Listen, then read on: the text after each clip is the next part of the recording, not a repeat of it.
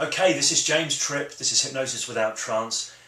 Before we do this video, I'd like to just say goodbye to my iconic bookcase that's been behind me for so many videos now. I'm having some new bookshelves installed in the morning, so these will be gone.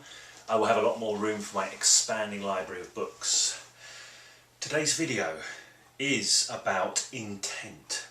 Intent. We're talking about intent. This is a really, really important thing in hypnosis. Let me explain what I mean by intent and why intent is so important. Before I say anything about hypnosis, I'd like to just bring in a reference from my experience training in martial arts. Now, I've trained in various different martial arts, mostly Chinese martial arts, Russian martial arts as well. But in Chinese martial arts particularly, a quality that is highly valued, almost above all else, is intent.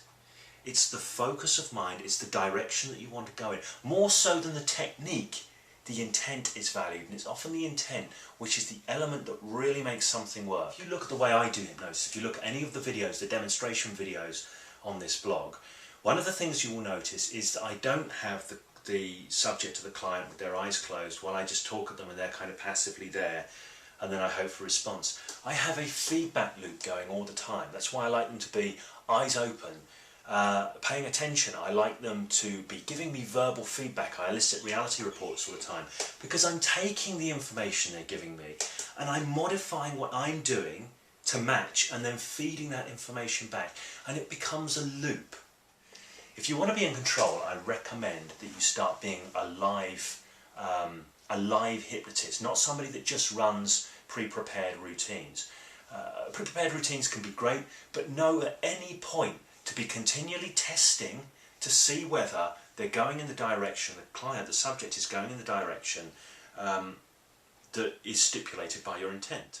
I want to talk about what I call a coaching approach to hypnosis. Now let me explain what I mean by this.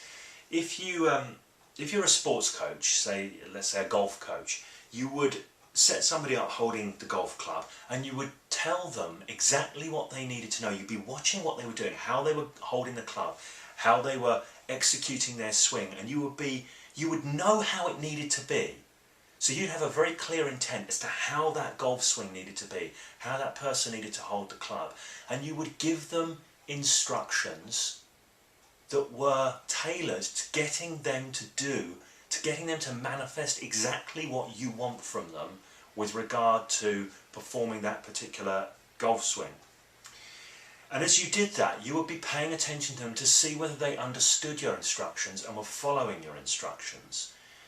And if they weren't, well, you would give different instructions. I hope if you were a good coach, you would give different instructions. You maybe explain it in a different way rather than just shouting louder the same instruction again. Now take this approach into hypnosis. Take a coaching approach into hypnosis. If you do this, you'll find some interesting things. When you have a clear intent about what you want to have happen in this hypnotic interaction, you know exactly the phenomena you want to go for, but more than that, not just the phenomena, but the quality of the phenomena. You know the details of that phenomena. When you do that, when you know that, suddenly you're able to bring to bear all of your communication skills on getting that across to somebody in as flexible way as possible. Now let me give you an example of this. The day before yesterday I had a client, and I've been doing various bits and pieces that hadn't been working out too well with this guy, so I thought, right, I'm going to just sort of jump on him quickly and do a classic rapid induction, a hand-to-face induction. This is in a change work context. So I sort of leapt up and taken hold of the hand and held it up here. And I've said, that's right. And as that hand continues to drift towards your face, now I know I want the hand to drift towards the face. And it doesn't drift towards the face because this guy's not been being a great and compliant subject. So I've said, as that hand continues to drift towards the face, that's right, you let go now so the hand starts to move towards the face. And I've changed what I'm saying in response to what I feel is happening. And I'm demanding in quite a strong term, the hand starts to move towards the face, and just let that happen. That's right. Just that's right. So I'm feeling I'm getting the feedback. When I feel the quality of movement that I want, then I can let it carry on moving in. And then I can give the instruction so as when the hand touches your face, that's right, you close your eyes now. So the guy's blinked and I said, that's right, close your eyes. Because that's what I want to have happen. So his eyes have closed. Then I've given him the instruction that his hand is going to drift down towards his lap only as quickly as his inner mind is ready to make the changes now. So the hand starts to move down, which it's nice and cataleptic at this point. You can get the sense of the quality from it by the way it sits down, the way it touches. And the hand starts to come down, and then the conscious mind, I can see the conscious mind kicks in, and he started to bring the hand down fast. Now that's not what I want, because I know what I want, because my intent is clear. So I say, stop, slowly allow that to happen. That's right, slowly, slowly, slowly, slowly, as slowly as is possible. And when that's moving down as slowly as is possible, just hand the control of that movement over fully to your inner mind so your thoughts can just drift away now. Now, when I'm saying this, this is not a bit of hypnotic patter. It's not some standard piece of patter that I roll out. It's what I needed to say in that moment to that client to get the quality of movement that I wanted. Now, does that make sense? Now, if I don't have clear intent, if I don't know exactly what I want, I can't do that. All I can do is roll out my bit of hypnotic patter, and then if it isn't really working out, go, oh, this isn't really working out. But because I never was clear about what I wanted, I was just following a routine, I can't make a correction. I can't change anything. So I highly recommend that you become clear in your intent. I'm going to leave one last tip which will help you become clear in your intent. Any hypnotic phenomena you intend to do with people, go and do it yourself.